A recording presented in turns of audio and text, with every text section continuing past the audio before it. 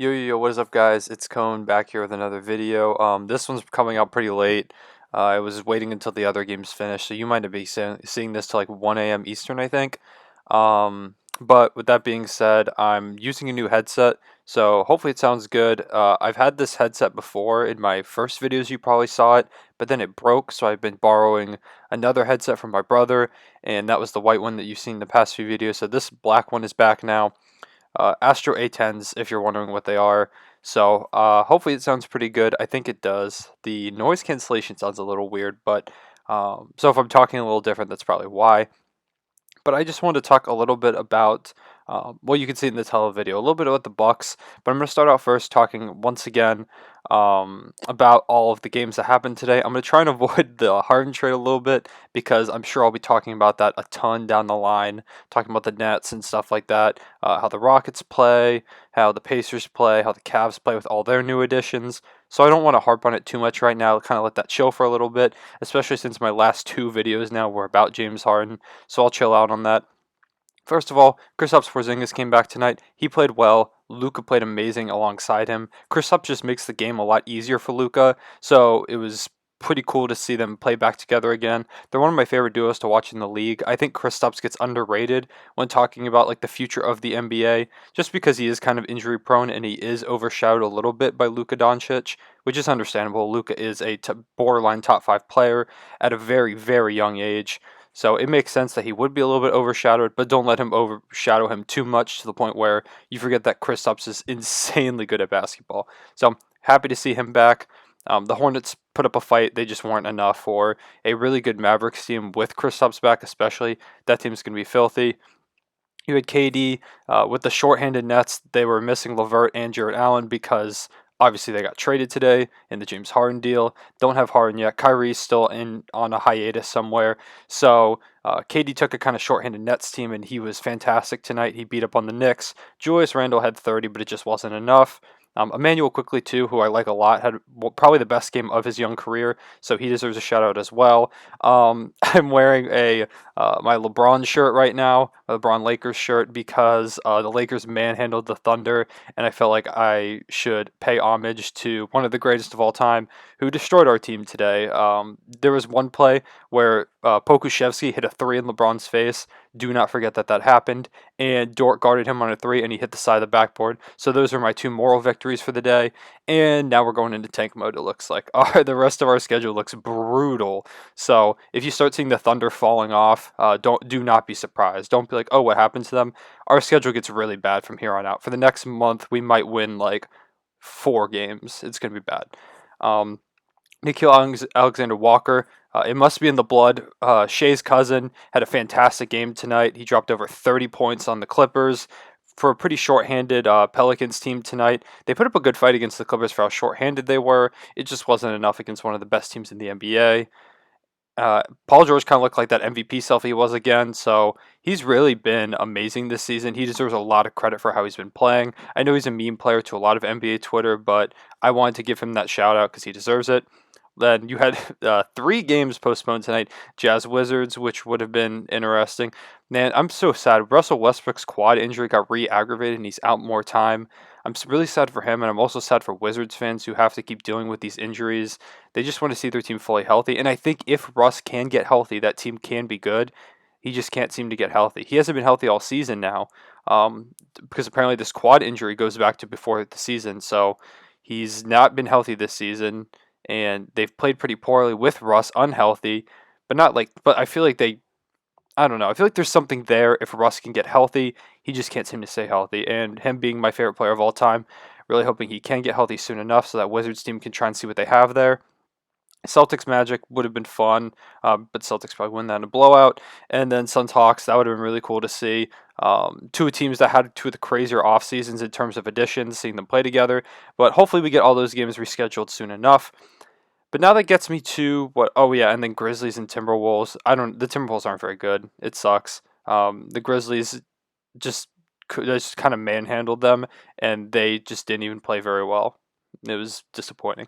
But now we get to what I really want to talk about: the Bucks and Pistons. Not necessarily much of the Pistons, although the Pistons have been more fun to watch than I anticipated this season. But no one's talking about the Milwaukee Bucks. They're now 8-4, which is really, really good, and nobody is talking about them. And that has a lot to do with the whole small market bias, something that really, really bothers me as a fan of a small market team. The bias that the NBA has towards these small market teams, or against these small market teams. For example, before this season, can you think of how much you heard about the Bucks before this season? A lot, right? You heard, and what was the talk you all heard? Is Giannis leaving or is Giannis staying? That's like all you heard. Soon as Giannis signed that supermax, how much have you heard about the Bucks since then? Because for me, I think I've heard about them about two times. Once when Tatum hit the game winner over Giannis, and then like a second time when Giannis airballed like a three or a free throw or something. That's it. Other than that, I feel like I haven't heard about the Bucks at all. So if I hadn't like kept up with everything, I would have no idea how good the Bucks are playing. And it's crazy to me. One of the best teams in the league with one of the league's premier players just doesn't get talked about. And it's because he's on a small market team.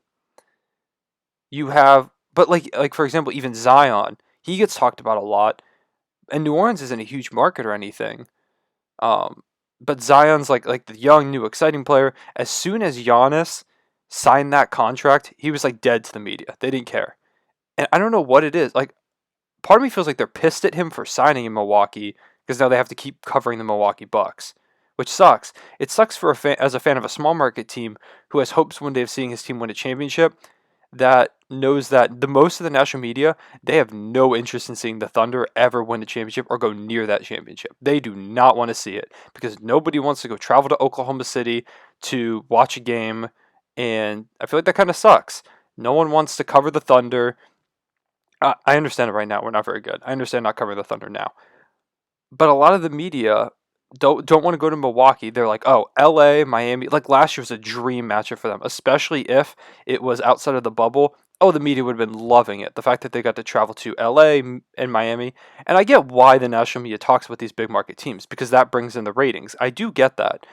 It just sucks that there's not really a way to like figure out a solution for this. Because if they talk about these small market teams, some people may tune that out because they do not care. They're like, oh, like casual fans want to see what did LeBron do? Like, oh, Luka's cool. What did Luka do? What did Zion Williamson do? But none of them want to see what Giannis did, other than like airballing free throws. I don't know. I just wanted to bring this up because I feel like I've been seeing nothing about them, and I tweeted about this the other day, and thankfully a lot of people agreed with me. That tweet kind of blew up a little bit, but at 3_Cone on Twitter, go check it out.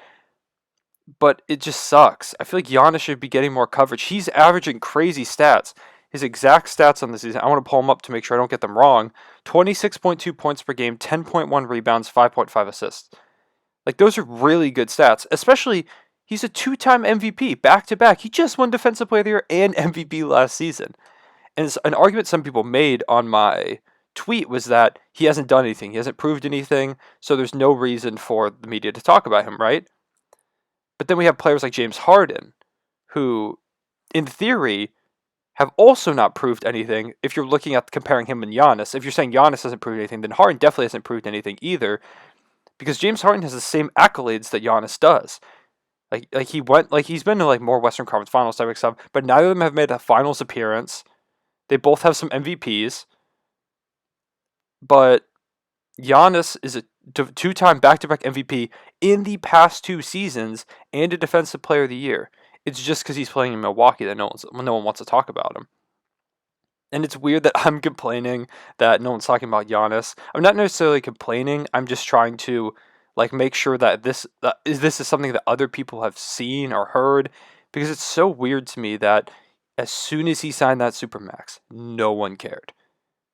I don't know. Let me know what you think about that in the comments. Let me know if you think that the small market bias thing is just like gonna happen. I mean, I know it's bound to happen in sports media. I get that. That's part of why I try to cover a bunch of different teams. Like I try not to just talk about, oh, what the Lakers do today, what the Lakers do today, what did the Clippers do today in these videos, because I want a bunch of different fans, a bunch of different teams to have content on this channel that they can watch. So let me know what you think about that. Finally, I'm now realizing I don't think I talked about the Trailblazers Kings game. Trailblazers and Kings game was a really good game. De'Aaron Fox had a good game. Dame had an amazing game. I want to take this moment too to shout CJ McCollum, who has been playing like the best player on the Trailblazers so far this season. Dame did outplay him today, and Dame is the better player. But so far this season, it has looked like CJ McCollum's been the better player. I could say the same thing with the Clippers, with Paul George being the better player for the Clippers, but we know Kawhi's the better player. It's the same case with Portland, where CJ's been the better player, but we know Dame is the better player. That was really confusing. Sorry if that was confusing. But CJ McCollum might be an all-star this season, and I think this might be his chance to break through. He's a really fun player to watch. I think he does deserve some more recognition, so it'd be really cool to see if he could have that breakthrough. And the Blazers now are on a 4-game win streak. They're 7-4 up to this point, I believe. And I think that they deserve some credit for that, because they started off, I think they were like 2-2, I think they were 3-3, and a lot of people were piling on them and stuff like that. And now they've kind of put together a few wins. Their defense is still terrible. They've got to keep working on that. But Nurkic looked really good today. CJ looked really good today. And Dame looked really good today. And if you want to win games for that team, that's got to be a recipe. So, with that being said, I think that's about all I wanted to talk about today. Today was kind of a very weird, like, jumbled up episode. Not necessarily episode, just like video. I feel like I recap things in a weird way this time. Let me know how you liked it. Let me know if you liked that the like main topic I had there about the Bucks thing, and just let me know in general what your thoughts are about the whole small market bias. I've said that too many times. My tongue is getting twisted. But anyways, guys, I appreciate you watching. I know it's late, so if you are watching this, you're definitely one of the real ones. Go ahead and subscribe. You can be a real one too. And with that being said, I'll see you guys later. Real ones say it back.